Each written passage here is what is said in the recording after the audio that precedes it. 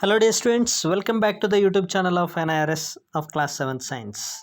Dear students, in the previous class we were discussing about the lesson reproduction in plants. Okay, so we have completed the lesson in the previous class. In today's class, let me discuss about the exercise part of the lesson. Okay, so dear students, let us discuss the question answers. So let me start with the first part, that is fill in the blanks. Okay, so first one, the production of new individuals from the vegetative part of a parent is called dash. Okay, so here the production of a new individual or a young plant from the vegetative part of the plant of the parent plant means the original, the first one, beginning one, from the parent part, where we from the vegetative part, the production of new individual from the vegetative part of the parent is called vegetative propagation. Okay, so second one is, a flower may have either male or female reproductive parts. Okay, such a flower is called dash flower. Okay, so in any flower,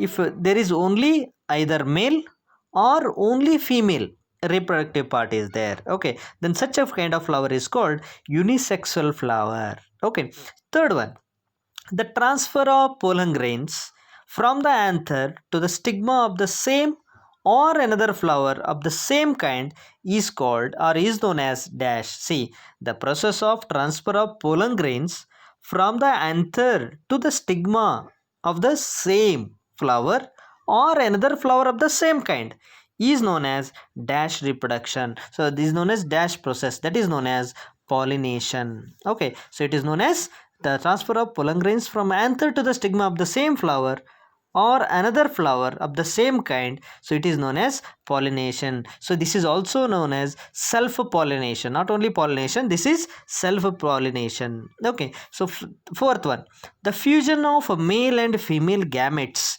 is known as fertilization. So actually there is little confusion is there here. See, two processes are there.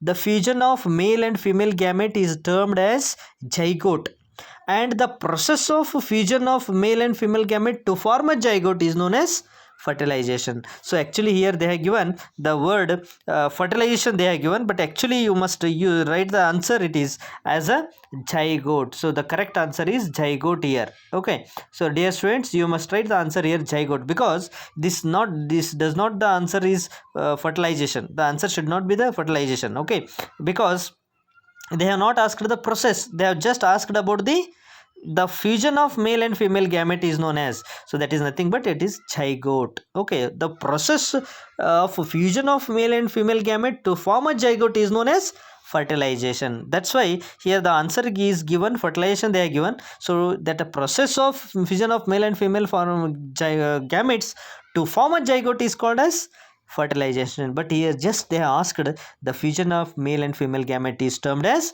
zygote. Okay, not the fertilization. Okay, so remember this. Okay, so last one is, seed dispersal takes place by means of, means the process of dispersal of seed takes place by three processes, which are those, that is by wind, water and animals. So by these three methods the seeds are dispersed to far away places. Okay, you have to remember this.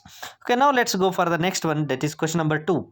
So describe the different methods of asexual reproduction, give examples. So there are many types of reproduction in the asexual type of reproduction. There are many categories are there, you have to describe them. So the various methods of or modes of asexual reproduction in plants takes place, so that is explained as below. So first type of asexual reproduction is vegetative propagation. So what is this vegetative propagation? See, it is the ability of a plant, okay, it is an ability of a plant, okay, to produce the new plants, okay, to produce the new plants from roots, stems, leaves and buds. So these are known as vegetative parts of the plant. So what are known, they are known as vegetative parts of the plant. So it is the ability of a plant to produce the new plants not from seeds, by its vegetative parts. Which are the vegetative parts?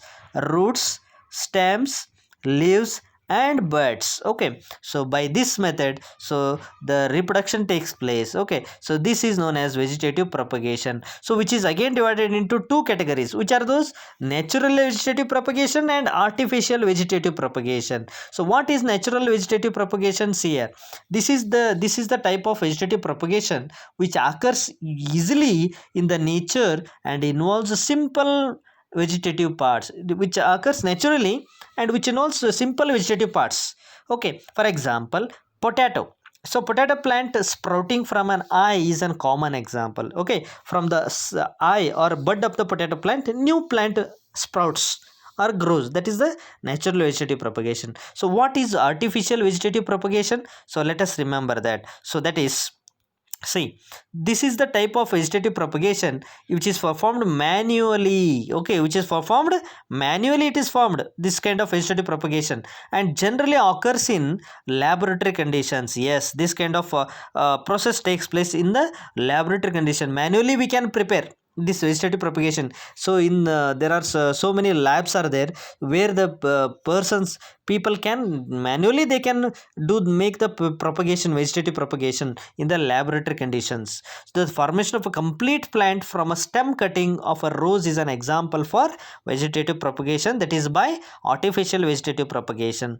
So next type of asexual reproduction is, that is budding. Okay, so what is budding? It involves in the formation of buds. Okay, new individual from the bulb like projections called bud. So this budding involves the formation of a new individuals from the bulb like projections. So formation of new individuals from a bulb like projections called bud. Okay, so this is the budding process. Okay, so the bud grows and gets detached. So this bud which grows, bulb like projections it is formed, and this bud grows and gets detached, and means detached means separated, okay, from the parent to form a new individual. So it gets detached or separated from a parent and to form a new individual. So this is commonly known as, it is commonly observed in case of yeast. Okay, in case of yeast. Okay, so this is formed, budding takes place in case of yeast organism, which is a small individual. Okay, so next one, fragmentation. So what is fragmentation? See, it's very simple. It is a form of asexual for reproduction. It is a kind of asexual reproduction where a new organism is formed. So in this type of asexual reproduction, new organism is formed from the fragments of the parent body. Okay, fragments means separation of the parent body. See, suppose there is a one parent body is there, so this is divided into two fragments.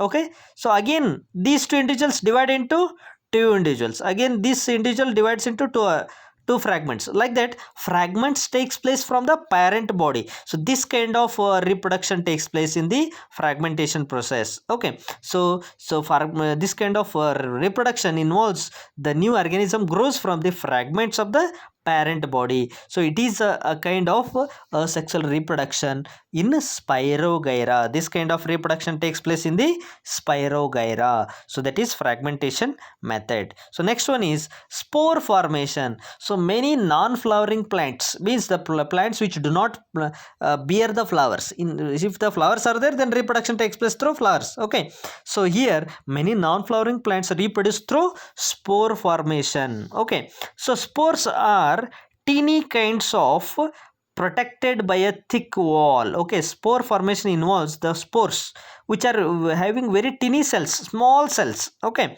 so teeny cells protected by a thick wall. So those are protected by a thick wall. Okay, so fungi. Okay, for example fungi, okay, such as bread molds. Bread mold we say, no, so bread molds, they reproduce asexually using this method. So reproduction in fungi, reproduction in the bread mold takes place by spore formation. Okay, so I hope you have understood, dear students, regarding the types of asexual reproduction. So in tomorrow's class, let me explain the remaining part of the exercise. Okay, thank you and have a nice day, dear students.